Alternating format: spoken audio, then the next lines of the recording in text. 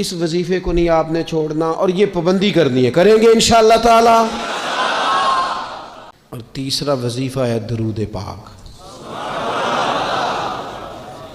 یہ بندہ درود پاک پڑھتا ہے تو پتہ ہوتا کیا ہے، ایک بار پڑھو تو 10 رحمتیں، 2 بار پڑھو تو 3 بار پڑھو تو 4 دفعہ پڑھو تو پھر تو چاروں جانب رحمت ہی رحمت ہو جاتی ہے۔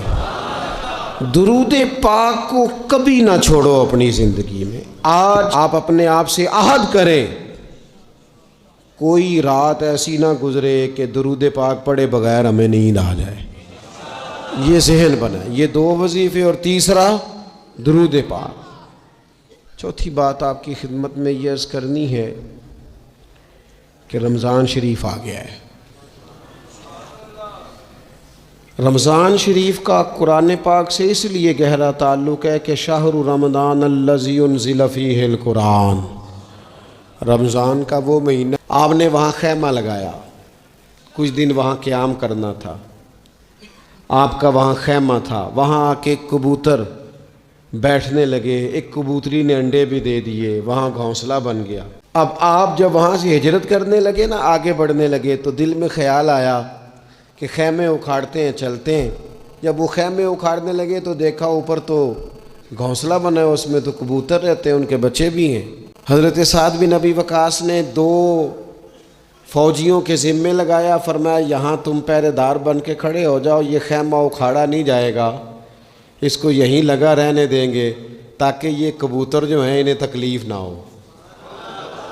وہ 2 فوجی وہیں رہے، خیمہ لگا رہا، وہاں پانی کا بندوبست کیا جاتا رہا، خوراک کا بندوبست کیا جاتا رہا۔ قریب بستیوں سے جب لوگوں نے دیکھا نا یہاں لوگ موجود ہیں، تو لوگوں نے وہاں آ کے مکان بنانے شروع کر دیے۔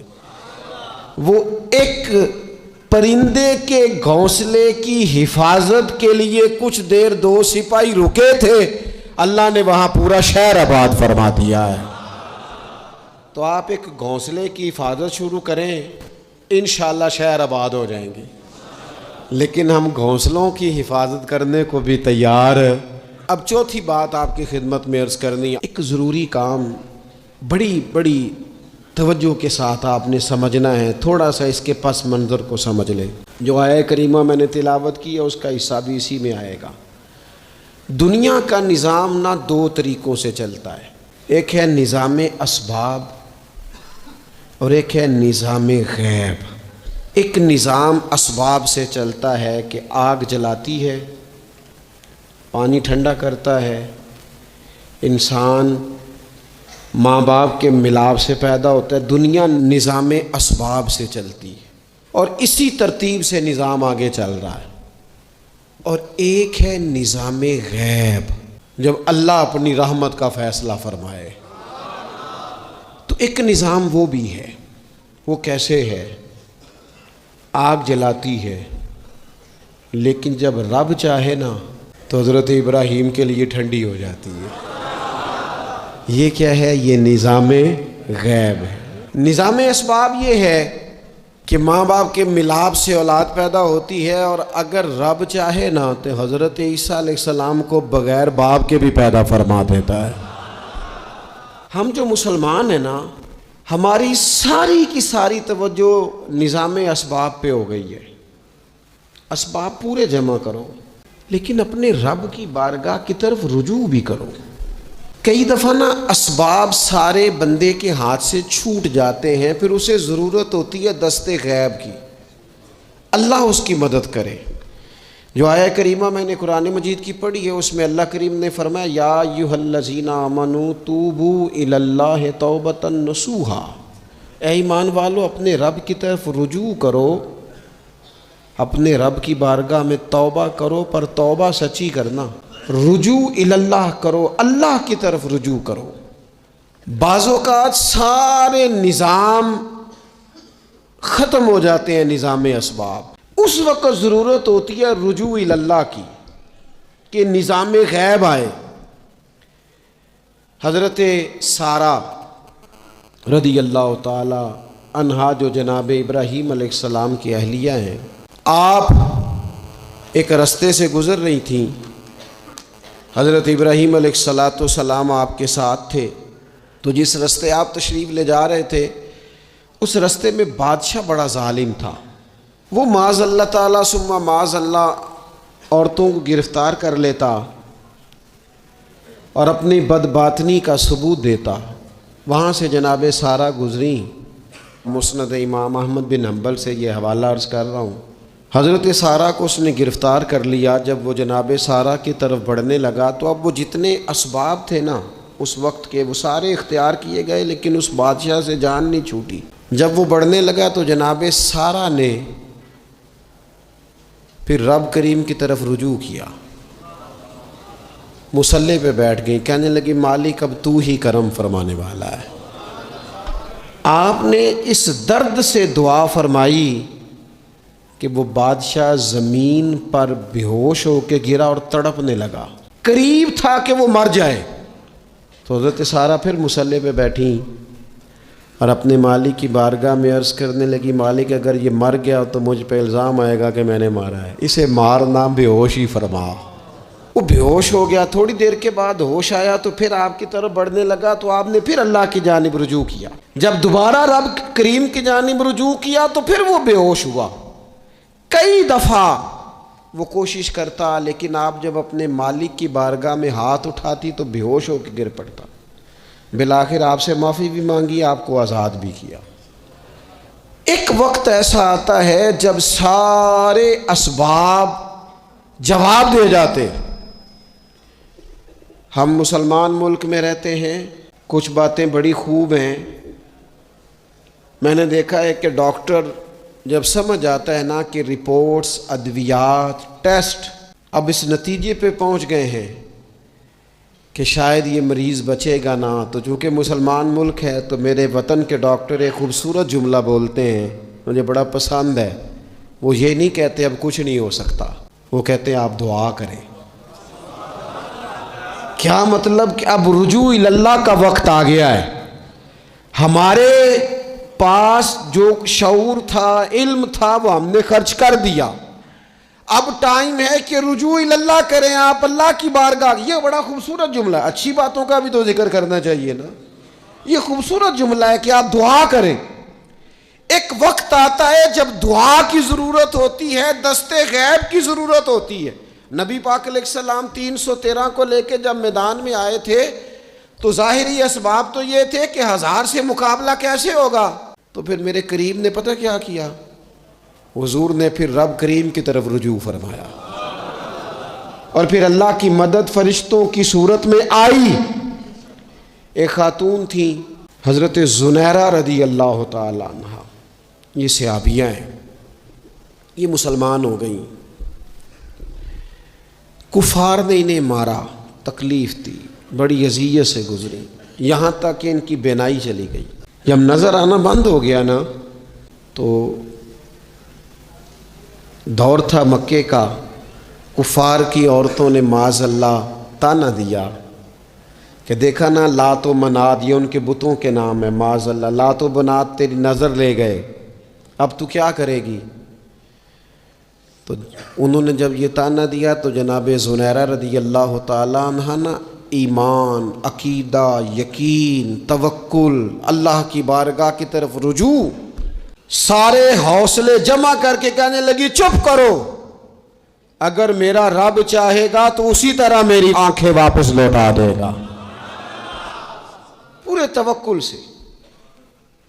اور پھر آپ نے دعا مانگی، اے اللہ مہربانی فرما، یہ مجھے تانا دیتے ہیں کہ اگر تو نے دل مسلم کی دل جوئی نہیں تو تانا دیں گے بت کے مسلم کا خدا کوئی نہیں، مالک مہربانی فرما۔ اب وہ رجوع اللہ کیا، رات کو سوئی تھی تو آنکھوں میں روشنی نہیں تھی، جب صبح اٹھی تو دونوں آنکھوں کو اللہ نے روشن فرما دیا تھا۔ میں عرض کر رہا ہوں کہ وقت ہے ہمارے اوپر کہ اب ہمیں اپنے رب کی بارگاہ کی طرف رجوع کرنا چاہیے۔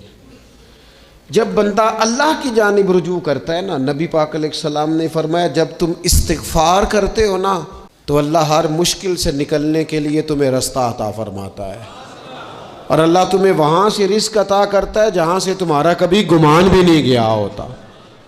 کبھی نہ توجہ کریں، جب پوری طرح ٹوٹ جائیں نا پھر توجہ کریں رب کی جانب۔ جب پوری کوشش کریں کام نہ ہو تو پھر بیٹھ جائیں اپنے مالک کی بارگاہ میں، مالک اسباب جمع کر لیے اب تو مدد فرما۔ جب پوری طرح حضرت ابراہیم علیہ السلام کے پاس مہمان بڑے آیا کرتے تھے، مہمان نواز بھی بڑے تھے، بغیر مہمان کے کھانا ہی نہیں کھاتے تھے، بڑے مہمان نواز تھے۔ تو قحط پڑ گیا مصر میں، غلہ ہی نہیں ملتا۔ حضرت ابراہیم کا ایک دوست تھا، آپ فلسطین میں تھے، وہ مصر میں تھا۔ آپ نے اس کے پاس اونٹ بھیجے کہ 4-5 اونٹوں پر غلہ اناج رکھ کے مجھے روانہ کر تاکہ میں اپنے جو میرے پاس مہمان جمع ہیں ان کو کھانا تو دے سکوں۔ وہ اونٹ روانہ ہو گئے۔ حضرت حکیم الامت مفتی احمد یار خان صاحب رحمۃ اللہ لکھا ہے، چلے گئے اونٹ۔ اب مہمان جمع ہیں، ان کو بھی خبر دے دی گئی ہے کہ آپ فکر نہ کریں، غلہ مصر سے آنے لگا ہے، کھانا ملے گا۔ لیکن جب وہاں اٹھ گئے تو انہوں نے کہا قحط چونکہ بہت زیادہ تھا، اناج ساری ہم تقسیم کر چکے ہیں، اب تو ہمارے پاس غلہ نہیں ہے۔ وہ خالی آ گئے واپس۔ جب وہ خالی واپس آ رہے تھے نا اونٹ، تو جو آپ کے خدام لینے گئے تھے ان کے دلوں میں یہ خیال آیا کہ ہم اگر خالی واپس جائیں گے تو وہ جو مہمان ہیں وہ دیکھیں گے تو وہ تو بڑی آس امید لگائے بیٹھے ہیں کہ ہمیں آج کھانا ملے گا، تو وہ تو بیچارے مایوس ہو جائیں گے۔ انہوں نے اس طرح کیا کہ رستے میں کچھ ریت بھر لی ان بوریوں میں اور اونٹوں پہ ان کو رکھ لیا تاکہ پھر جا کے حضرت ابراہیم سے عرض کریں گے، وہ خود ہی لوگوں کو سمجھا دیں گے، ایسے خالی اونٹ لے جانا بہتر نہیں۔ حضرت حکیم الامت رحمۃ اللہ علیہ لکھتے ہیں کہ حضرت ابراہیم علیہ السلام آرام فرما تھے، خدام نے جا کے اندر جہاں وہ سامان رکھا جاتا تھا وہاں ریت سے بھرے ہوئے بوریے رکھ دیے، وہ چلے گئے۔ حضرت ابراہیم کی زوجہ جناب ہاجرہ اٹھی، انہوں نے کہا میں منہ کھولتی ہوں، غلے کا گندم پیستی ہوں، کھانا بنا کے دیتی ہوں۔ جب انہوں نے منہ کھولا نا اس کا، بوری کا، دوڑے کا، اس بوریے کا، تو کہتی ہیں اتنی بہترین گندم نکلی کہ میں نے زندگی میں کبھی نہیں دیکھی تھی۔ پیسی گئی، پکائی گئی، کھانا چلنے لگ گیا۔ حضرت ابراہیم علیہ السلام بیدار ہوئے، دیکھا لنگر چل رہا ہے، مخلوق خدا کھا رہی ہے۔ دنیا آوے تے کھا جاوے تے راضی ہوئے بلا، لوگ کھا رہے ہیں، چل رہا ہے سلسلہ۔ تو حضرت ہاجرہ، وہ خواتین گھر میں کوئی چیز آئے نا تو کہتی ہیں اس دفعہ چاول بڑے اچھے آئے، اس دفعہ گندم بڑی اچھی آئی، یا آٹا پس کے آیا، یہ بڑا عمدہ ہے۔ تو حضرت جناب ہاجرہ رضی اللہ تعالیٰ عنہ حاضر بارگاہ ہو کے عرض کرنے لگی، یہ جو آپ کا مصری یار ہے نا، اس نے جو گندم بھیجی ہے بڑی کمال ہے۔ تو حضرت ابراہیم تو جانتے تھے بات کو، فرمانے لگے یہ میرے مصری یار نے نہیں بھیجی، یہ میرے عرشی یار نے بھیجی ہے، یہ عرشی یار نے بھیجی ہے۔ اور وہ جب بھیجتا ہے تو کمال بھیجتا ہے، وہ جب عطا کرتا ہے تو بے حساب ہی عطا کرتا ہے۔ او میرے دوستو، امت کو ضرورت ہے اس وقت دست غیب کی۔ پاکستان کبھی نہ بنتا اگر اللہ تعالیٰ کی غیبی طاقتیں مدد نہ فرماتی۔ پاکستان کبھی نہ بچے گا اگر خدا کی مدد شامل حال نہ ہوگی۔ ہمیں اجتماعی طور پر رجوع اللہ کرنا ہے۔ ہمارے جتنی انفرادی مشکلات ہیں، ہم کسی تکلیف میں، دکھ میں مبتلا ہیں، اللہ کی طرف رجوع کریں، اپنے رب کی بارگاہ کی طرف رجوع کریں، اور جو ہمارے اجتماعی مسائل ہیں ان میں بھی اللہ کی بارگاہ کی طرف رجوع کریں۔ جب ہم یہ رجوع کریں گے مالک کے حضور تو پھر اللہ ہمارے لیے راستے واضح فرمائے گا۔ یہ رجوع کس طرح کیا جائے؟ میں نے اپنے ساتھیوں کے ذمے، بالخصوص جو یہاں خانقاہ شریف سے وابستہ ہیں، وہ اگر سمجھیں گے میں حکم دے رہا ہوں تو اس کو حکم سمجھ لیں، اور باقی اگر احباب میری بہت زیادہ درد مندانہ گزارش سمجھیں تو یہ میری گزارش سمجھ لیں۔ 5 وقتہ نماز کے ساتھ کچھ تھوڑی سی عبادت رات کی ضرور شروع فرمائیں۔ 2 رکعت ہو جائے لیکن رات کو تنہائی میں اپنے رب کی بارگاہ میں عبادت کے لیے ضرور حاضر۔ حضرت عبداللہ ابن عمر رضی اللہ تعالیٰ عنہ فرماتے ہیں کہ مغرب کی نماز پڑھ کے کچھ لوگ گھر چلے گئے، ہم لوگ بیٹھ گئے کہ تھوڑا سا تو ٹائم ہے، عشاء پڑھ کے ہی جائیں گے۔ فرماتے ہیں اللہ کے محبوب علیہ السلام بھی تشریف لے گئے۔ تھوڑی دیر کے بعد محبوب اس تیزی سے تشریف لائے کہ مقدس سانس پھولا ہوا محسوس ہو رہا تھا۔ ہم نے عرض کی یا رسول اللہ ہمارے ماں باپ قربان، کیا ہوا؟ تو محبوب فرمانے لگے کیا کر رہے ہو؟ عرض کی یا رسول اللہ نماز، سوچا ہے چلو تھوڑا سا تو ٹائم ہے، بیٹھتے ہیں اللہ اللہ کرتے ہیں، عشاء پڑھ کے جائیں گے۔ تو محبوب فرمانے لگے میرے پاس جبریل امین آئے ہیں، انہوں نے آ کے عرض کی یا رسول اللہ آپ کے غلام مسجد میں بیٹھے ہیں عشاء کی نماز کے انتظار میں، اور رب فرشتوں کے سامنے ان پر فخر فرما رہا ہے۔ یہ جو عبادت ہے نا نفلی، یہ طاقتور کرتی ہے بندے کو۔ حضور فرماتے ہیں کہ جب بندہ نفل پڑھتا ہے تو اللہ فرماتا ہے پھر تو میں اس کے ہاتھ بن جاتا ہوں، پیر بن جاتا ہوں، آنکھیں بن جاتا ہوں۔ کیا معنی کہ اس میں خدائی طاقتیں آ جاتی ہیں، دوست مرید بھی ہوتے ہیں، سلسلوں میں بھی داخل ہوتے ہیں، عبادات کا مزاج نہیں بناتے۔ کچھ نوافل کا ذہن ضرور بنائیں، رات کو کچھ ٹائم ضرور اللہ اللہ کریں، اپنی زندگی کا اسے معمول بنا لیں۔ اور 3 وظیفے آپ کی خدمت میں عرض کرنے۔ سخت مشکل جب آتی تھی نا تو صحابہ پڑھا کرتے تھے حسبنا اللہ و نعم الوکیل، نعم المولا، پڑھیے گا حسبنا اللہ و نعم المولا و نعم النصیر۔ اس کا معنی بڑا خوبصورت ہے، بالکل سادہ سا مختصر سا معنی کرے نا تو اس کا معنی یہ ہے میرے لیے اللہ ہی کافی ہے، اللہ میرا مددگار ہے، اللہ بہترین مددگار ہے، اللہ بہترین کفایت کرنے والا ہے۔ اس وظیفے کو نہیں چھوڑیں اور اس کے معنی سمیت اس کو یاد رکھیں۔ آپ محسوس کریں گے طبیعت طاقتور ہو گئی ہے، روح طاقتور ہوگی، اس کو بھولنا نہیں۔ اور دوسرا آپ سے عرض کرنا ہے کہ اعلیٰ حضرت، چونکہ ہم سلسلہ طریقت میں فاضل بریلوی سے وابستہ ہیں اور باقی جتنے بھی لوگ ہیں سارے ماشاءاللہ انہی سے وابستہ ہیں، اعلیٰ حضرت نا لا حول ولا قوت الا باللہ العلی العظیم پڑھنے کی بڑی فضیلت بیان کرتے ہیں۔ یہ ایسا وظیفہ ہے جو سب کو آتا ہے نا ماشاءاللہ۔ نبی پاک علیہ السلام نے فرمایا یہ اللہ کے عرش کے خزانوں میں سے خزانہ ہے۔